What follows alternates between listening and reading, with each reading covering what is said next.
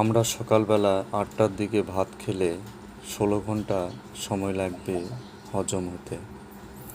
দুপুর ২টার দিকে আবার ভাত খেলে সেটাও সময় লাগবে ১৬ ঘন্টা। বিকালবেলা হালকা নাস্তা করলে ৮ ঘন্টা সময় লাগবে। রাত্রিবেলা ১০টার দিকে ভাত খেলে সময় লাগবে ১৬ ঘন্টা।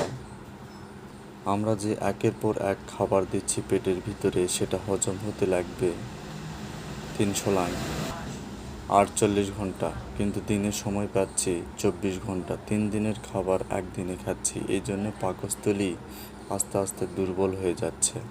এই জন্য আমাদের প্রতিদিন নিম পাতা বেটে গুটি করে আর হলুদের গুঁড়া গুটি করে একটু সামান্য জল দিয়ে যদি আমরা খালি পেটে খাই, এই দুটো জিনিস ৭ দিন খাবেন, ৭ দিন বন্ধ রাখবেন, তাহলে শরীরে অনেক উপকার আসবে।